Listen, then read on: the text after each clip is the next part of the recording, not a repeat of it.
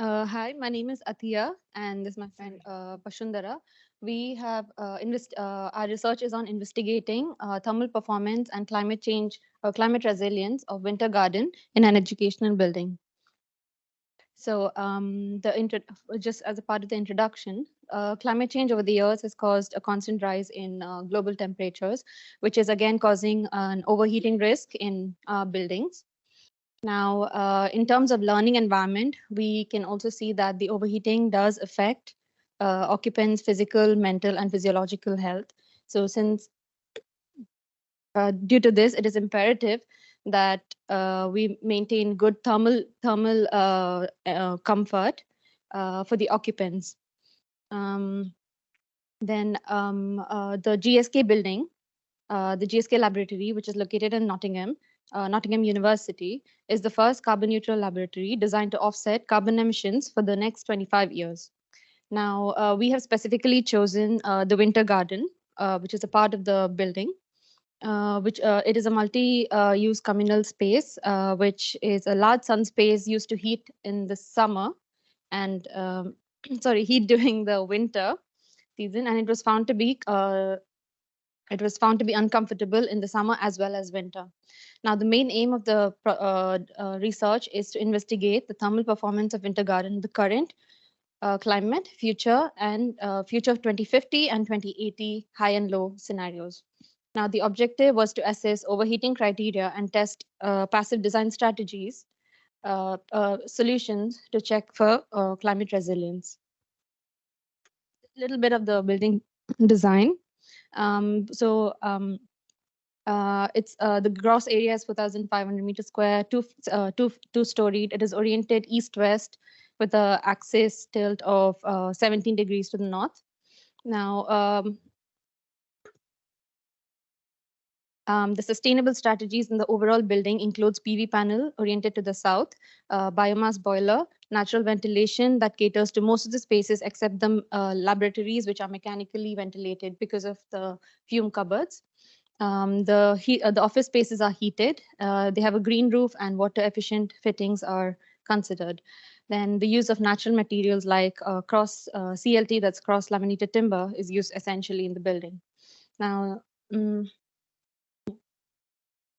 so we had three stages in our research as a research methodology. The stage one included a general study of the building, which had on-site measurements, occupant survey. Um, the on-site measurements was mostly to understand the daylighting and temperature. Occupant survey was to understand how they perceive the daylighting, temperature, and the air quality of this winter garden alone. Stage two included the thermal performance testing of the as-built current scenario. We used IES virtual environment simulations to simulate summer and winter comfort hours and also conduct an overheating analysis. Now, stage three, we came up with solutions, passive design solutions, and we tested them in same ISVE. And we analyzed, so the three solutions were reduced glazing, shading, and window. This was done for the current 2050 and 2080. We have a set of assumptions for the base case. Further from this, we had variation in simulations, which incorporated glazing reduction, vertical fins, and operable window, and a combination of all of them. So I will talk with the results. So first, over the on-site data collection. So we recorded at various points the daylight, the lux levels. So near to the window that is south, you have, as you can see, the lux levels are higher, and as you go behind, the lux levels reduced. And then with the internal temperatures, it was recorded between 16.9 to 17.5, and but the outdoor temperature was at 6 degrees Celsius.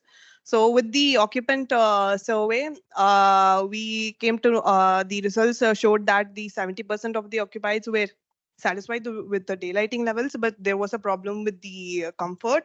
So both in summer and winter, they felt either the space was getting too cold, and especially in summer, everyone felt that it was getting too hot.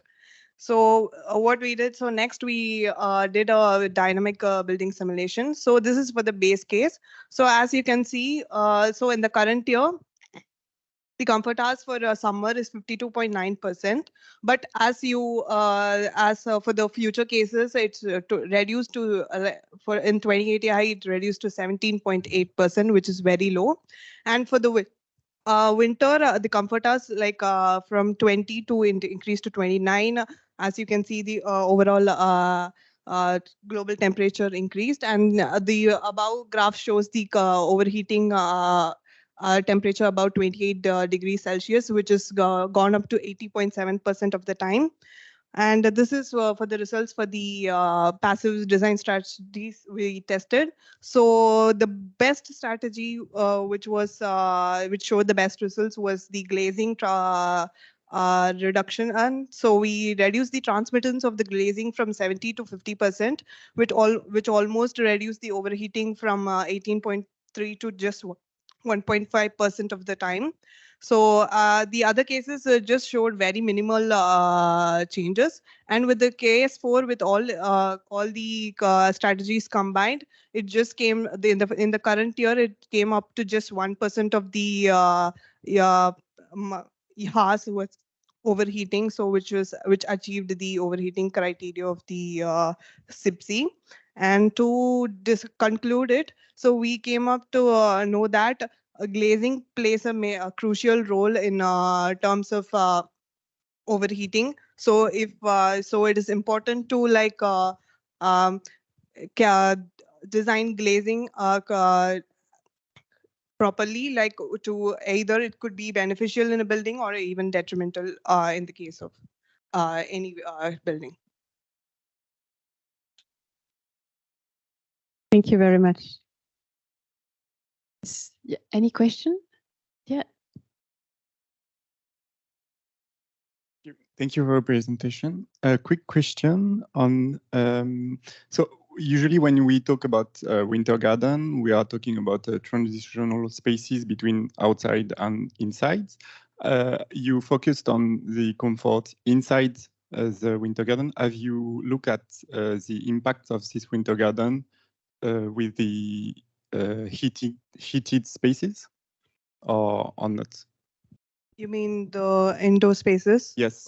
Connecting with the winter garden? I'm asking the question because when we say it's too cold in winter, for example, however, it can create a variety of environments that can be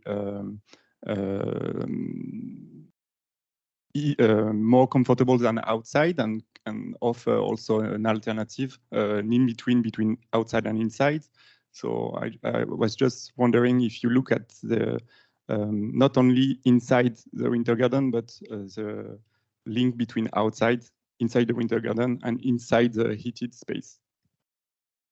So actually the winter garden is outside the thermal envelope. So the indoor spaces, that is between the winter garden and the the office spaces, those were heated. So we didn't look into that. We just focused on the winter garden mainly, like how it is affecting with the outdoor temperature. Sorry. So yeah, exactly following on your question. That was my question. A very good point. So it's assuming that the winter garden or the space, you know, for me, it's kind of so what it's uncomfortable, but if it's not used, if it's a transitional space between indoor and outdoor, and you're expected to, for example, have a coat on because it's a, you know, transition, or you have high activity because that's kind of like the space where people just move through. That's why have you considered kind of a wider range of comfort and overheating as well, because you're kind of like coming into a space? In this building, the winter garden is not only used for the transition. they have conferences or meetings happening in the winter garden. So that's why, and they have chairs and like study places. So actually people, once they want to take a leisure break, they just come down here and study or discuss with their peers. So only we concentrated on that. If it was a transitional space, it wouldn't have mattered. Yeah. Thank you very much.